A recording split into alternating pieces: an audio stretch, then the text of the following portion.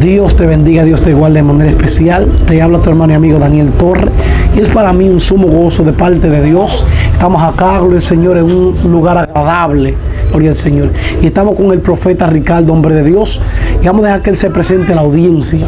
Quiero bendecir a todos los que están ahí en sintonía. Soy su amigo y hermano el profeta Ricardo Mota. Qué gusto saludarle. Estamos aquí en RJ Boutique, JR Boutique. Estamos bendecidos, señores. Nos sentimos en familia. Profeta, vamos a hablar hoy de la importancia de la unción. ¿Qué es la importancia de la unción? Es el tema específico que vamos a hablar, la importancia de la unción, la importancia del ungimiento. ¿Qué tú me puedes hablar acerca del ungimiento y la importancia de la unción? La unción, hablar de la unción es hablar de uno de los temas que debe ser fundamental y esencial en el pueblo de Cristo. La Biblia dice que cuando Dios llama a Moisés, Dios le dice, envía a los hijos de Israel que busquen acacia, que busquen especies aromáticas para crear el aceite de la unción. A este aceite que Dios envía a Moisés a que cree, era un aceite que esencialmente era utilizado para ungir utensilios que iban a ser utilizados por Dios. Dios le dice a Moisés, este aceite no se puede derramar sobre carne humana.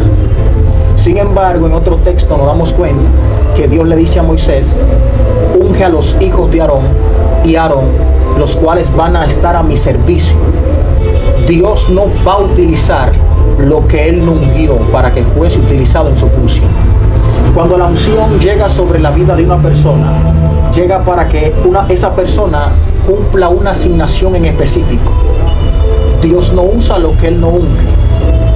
Para tú ser usado y ser funcional en un ministerio, tiene que ser ungido por Dios. Cuando una persona era ungida, era apartada, era consagrada y era determinada. Los utensilios que Dios utilizaba cuando eran ungidos, eran consagrados, eran santificados a Dios, eran apartados a Dios. El lugar que fue ungido para Dios no podía ser utilizado para otras cosas. La Biblia dice que cuando Dios permite que los hijos de Aarón fuesen ungidos, dice que estos servían, y eran los que se encargaban de llevar el arca, eran los que se encargaban de hacer los sacrificios en el propiciatorio, eran los que estaban en el altar en la presencia de Dios, porque fueron ungidos por Dios. Cuando Dios llama a Jeremías, en el libro de Jeremías capítulo 1 versículo 5, nos damos cuenta que Dios le dice a Jeremías, antes de que te formara en el vientre te conocí, pero antes de que naciera te santifiqué. La palabra santificar tiene que ver con kadosh en el hebreo, tiene que ver con ser apartado, con ser señalado, con ser determinado. Cuando Dios te aparta, Dios te determina, Dios te consagra, Dios te unge, Dios te alcanza. Nosotros no somos los que decidimos ser ungidos. Dios fue que decidió ungirnos. Por eso nos damos cuenta que en uno de los salmos, el salmista David expresa palabra diciendo que Dios lo halló a él. Dice el texto, hallé a David mi siervo y lo ungí con mi santa unción. Y dice que el mal no lo iba a sorprender y que hijo de iniquidad no iba a quebrantar a David porque la unción estaba sobre David. Cuando Dios te unge, Dios te delega, Dios te da autoridad sobre la función que depositó en tus manos. ¿Cómo yo me doy cuenta que fui ungido para hacer algo? Una de las señales de que Dios te ungió para hacer algo o para una función es que Dios va a respaldar el depósito que tú tienes. Cuando el respaldo de Dios está con una persona, tú tienes que entender que Dios está con esa persona. Cuando Dios te unge, Dios evidencia de que Él te ungió. Dios hace evidencia de que Él está contigo. Hay personas que dicen que fueron ungidos, pero no hay una señal del ungimiento. Tiene que haber una señal del ungimiento de parte de Dios. Y una de las señales cuando Dios te unge es que hay muchas persecuciones, hay levantamiento, hay adversidades, hay turbulencias. Cuando Dios tiene un propósito con una persona, se levantan las tinieblas para tratar de impedir que esa persona logre alcanzar el propósito. Satanás hará todo lo posible para que tú dudes de lo que Dios te dijo. Tú eres el responsable de creer en la palabra que Dios te dio. Van a haber turbulencia, van a haber adversidades, van a haber críticas, van a haber comentarios en tu contra para tratar de que tú dudes, de que tú te desenfoques. Una de las almas más poderosas usadas por Satanás es la distracción. Satanás hará todo lo posible para que tú te distraigas. La Biblia dice que cuando Jesús subió al monte a orar, dice que envió a sus discípulos delante de él. Pero dice que cuando los discípulos están navegando, hubo una tempestad tan grande que ellos pensaban que se iban a morir. Sin embargo, dice que a la cuarta vigilia de la noche, creo que es, Jesús desciende del monte y comienza a caminar sobre las aguas. Esto es una locura. No es algo natural que una persona camine sobre las aguas. Eso va en contra de la ciencia. Sin embargo, dice que Cristo caminó sobre las aguas. Cuando tú estudias en biología o ciencia, te das cuenta que el aceite es más denso que el agua. La densidad tiene que ver con lo que hace que el aceite tenga menor peso que el agua. Por eso el aceite flota. Cuando tú lo echas al agua, te das cuenta que el aceite flota. Se cree que Jesús descendió en una dimensión de unción tan poderosa que era aceite lo que brotaba. Wow. O sea, el nivel de autoridad, el nivel de poder que había en él, provocó que él caminara sobre las aguas. Dice que cuando Cristo camina sobre las aguas, los discípulos se asustan y dicen, este tiene que ser un fantasma. Sin embargo, Jesús le dice, yo soy, no tengan miedo. Dice que cuando esto acontece, Pedro le dice, si eres tú, manda que yo vaya a ti. Es que de la única manera en que tú puedes acercarte al destino es que Dios te dé la palabra. Pedro caminó cuando Jesús le dijo, ven. Hay gente que quieren operar en dimensiones, pero Dios no la ha llamado. Pero dice que cuando Pedro comienza a caminar sobre las aguas, al ver el fuerte viento, este es el punto que voy a utilizar, porque hablaba de la distracción. Sí. Una de las almas más poderosas y peligrosas del diablo es distraerte. Dice que cuando él vio el fuerte viento, tuvo miedo y comenzó a hundirse. Quitó la mirada de Jesús y puso la mirada en el viento. Tú no puedes permitir que las adversidades quiten la mirada que tú tienes puesta sobre Jesús y la pongas en otras cosas. Al ver el fuerte viento, tuvo miedo y comenzó a hundirse. Ese es el ejemplo. Nunca permitas que lo que pase a tu alrededor se meta dentro de ti y te hunda. Los barcos no se hunden por el agua que los rodea, sino por el agua que penetra en ellos, y así los hunde. Amado, hay algo que me encanta en la Santa Escritura, y es que Dios coloca a un hombre, le dice, úngeme a Saúl. Luego que Saúl está reinando, también Dios lo desecha, porque Dios le dice, mátame todo. Mátame todos, niños, adolescentes, bueyes, mátame todos. Y la Biblia dice que él hizo lo contrario de lo que Dios le indicó. Luego Dios agarra al mismo profeta y le dice, úngeme a David. ¿Qué pasó ahí, profeta? ¿Qué diferencia hay entre estos dos ungimientos? El mismo hombre unge a David y el mismo hombre unge a Saúl por mandato de Dios. Pero ¿qué diferencia hay? Vemos que cuando ungen a David, lo ungen con un cuerno. Y cuando ungen a Saúl, lo ungen con una redoma. ¿Qué diferencia tú ves por la Santa Escritura en estos dos ungimientos? Si fue el mismo Dios y el mismo vaso que Dios utilizó para ungirlo. Hay un misterio profundo. Hay personas que dicen que a Saúl lo eligió el hombre. Sin embargo, no fue así. Fue Dios que eligió a Saúl. El problema estuvo en la desobediencia de Saúl y en la falta de humildad y de reconocimiento, de entender de que él cometió un error. La Biblia dice que Dios hizo que Samuel ungiera a Saúl. Fue Dios que lo eligió con señales, con prodigios. Lo que se manifestó cuando Dios ungió a Saúl fueron cosas inexplicables. La Biblia dice que el asna del papá de Saúl se perdió. Oye, esta locura. Cuando el asna del papá de Saúl se pierde, Saúl sale con su criado en busca de esa asna. Y dice que cuando no le encontraban, cuando están buscando el asna. Sin embargo, el criado le dice a Saúl, vamos a llegar donde el vidente. Porque en aquel tiempo al que hoy se le dice profeta se le llamaba vidente. Y dice que Saúl le dice al criado, pero ¿qué le vamos a llevar al vidente? ¿Qué le vamos a llevar al profeta? El criado le dice, aquí yo tengo 2 piezas de plata, con esto podemos resolver. Se le entregamos el presente como regalo al hombre de Dios, como honra, y así el hombre de Dios no puede descubrir el misterio de lo que está pasando. La Biblia dice que cuando ellos llegaron, subieron a las montañas, preguntaron por Samuel, lo encontraron.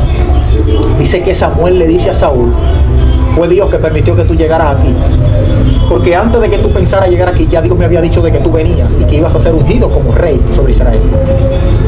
La Biblia dice que cuando Dios le da esta palabra a través de Samuel, Samuel le dice, tú vas a descender y vas a pasar cerca del sepulcro de Raquel.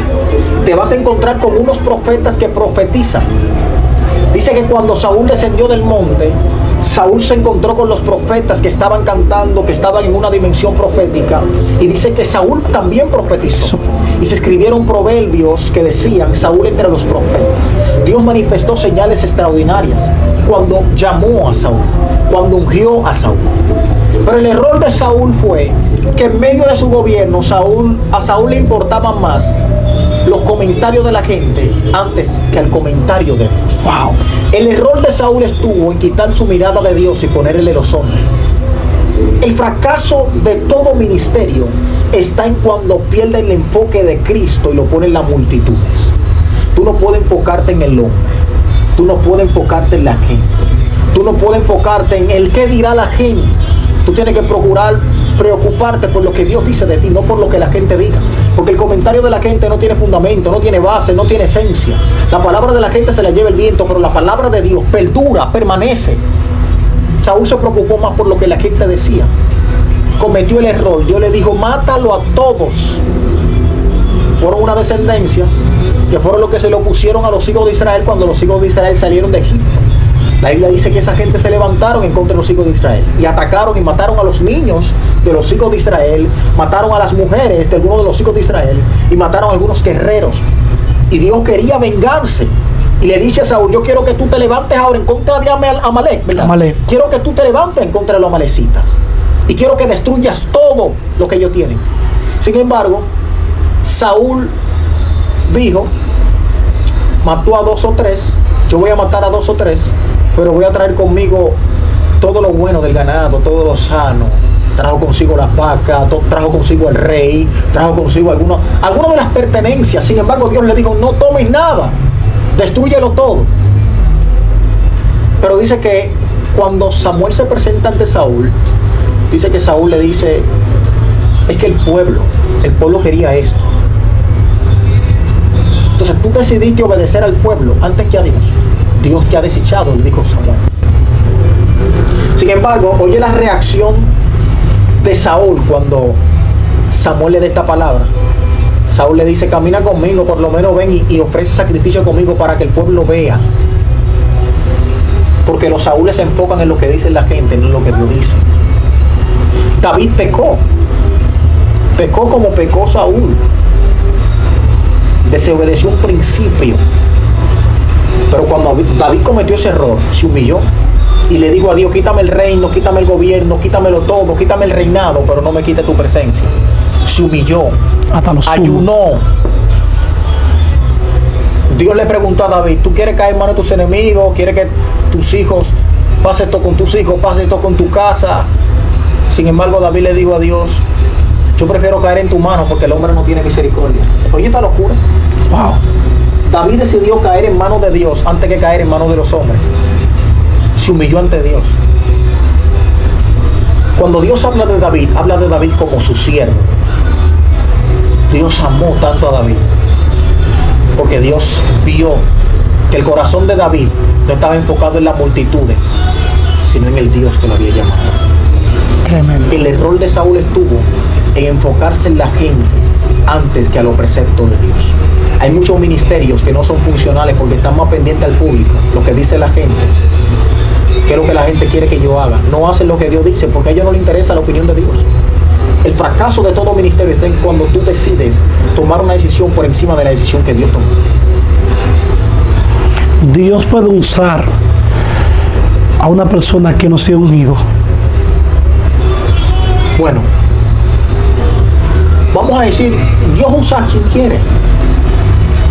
Pero en cuanto a función del ministerio, Dios unge a personas, a una persona.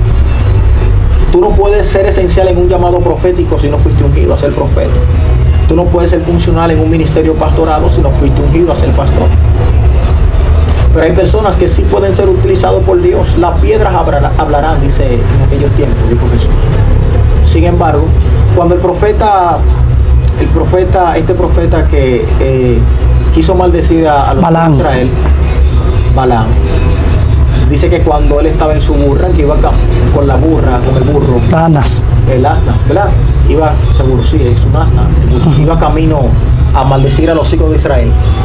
Dios le habló al profeta por medio del burro, por medio del asna. O sea, Dios usa lo que quiere. Pero hay personas que para ser funcional en un llamamiento tienen que ser ungidos. Si tú no fuiste ungido para un llamamiento, tú no puedes ser funcional en él. No es bueno engancharse. Cuando tú te enganchas, la cosa no fluye, la cosa no funciona. Hay gente que se engancharon a pastor y a los 2 días soltaron el pastorado. Porque no es lo mismo ver el asunto desde fuera que tener los zapatos puestos. Hay que tener coraje, hay que tener carácter. Porque pastor no es todo el mundo. Hay mucha gente que se han enganchado al ministerio porque ven los bienes del ministerio, pero no saben la aflicción que se vive en ese ministerio.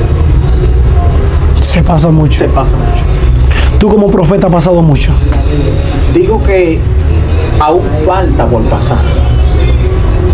Pero los hombres de Dios sufrimos, vivimos adversidades.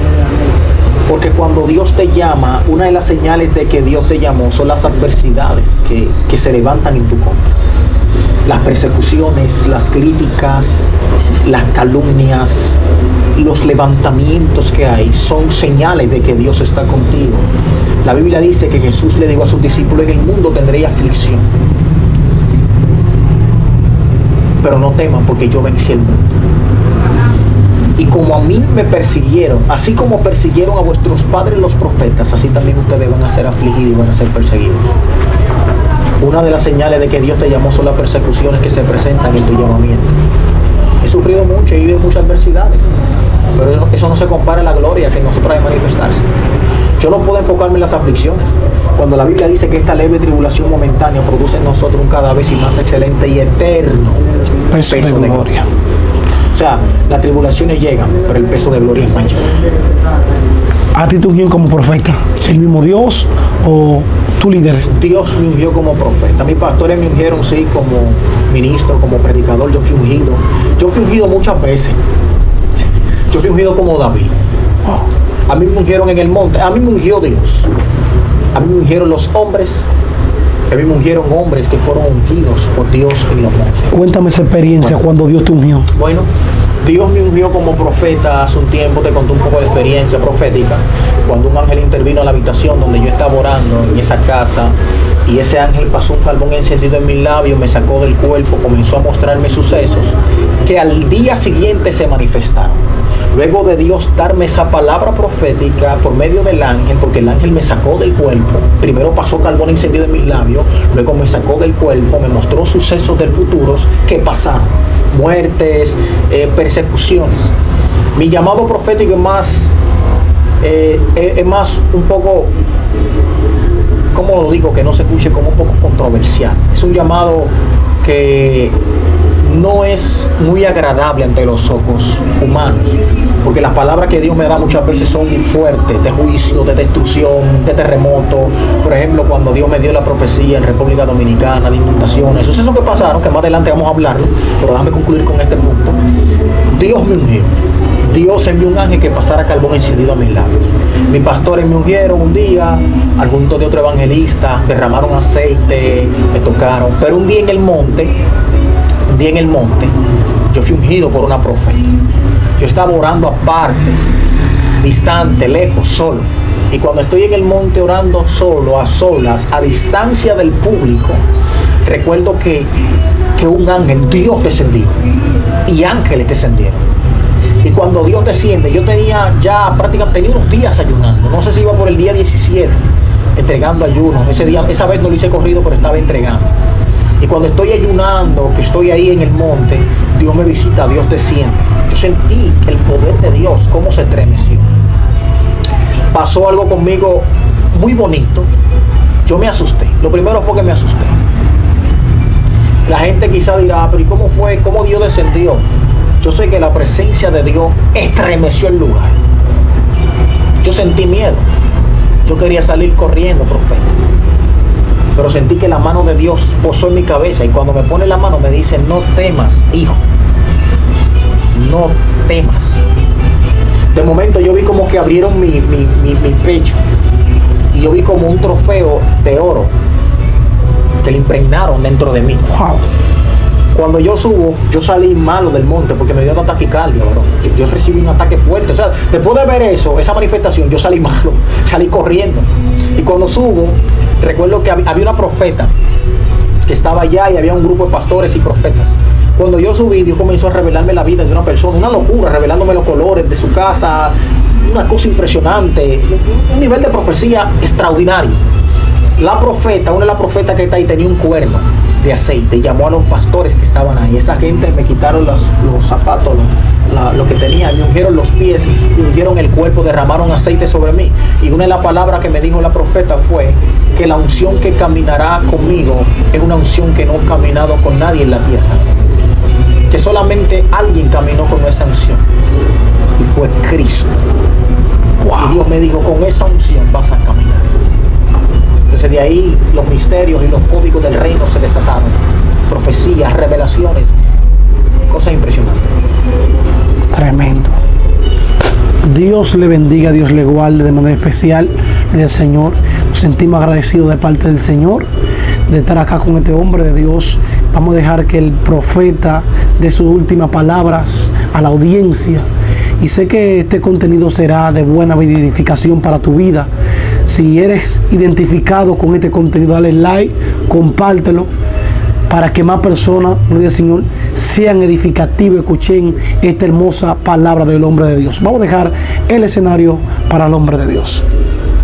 Procura siempre estar ungido antes de tomar una función en el ministerio. No levantes una iglesia si Dios no te ungió a ser pastor. No profetices si Dios no te habló. No hagas lo que el Espíritu Santo no te envió a hacer. Sé dirigido por el Espíritu. Busca la presencia de Dios. Busca la unción. La Biblia dice que la unción pudrirá los churros. Dios quiere llevarte a dimensiones superiores, pero Dios demanda de ti a que tú busques su presencia. La Biblia dice en el libro de Proverbios: yo amo a los que me aman, pero me hallan los que temprano me buscan. Si buscas la presencia de Dios, verás el cambio en tu vida y en tu familia. Dios te bendiga.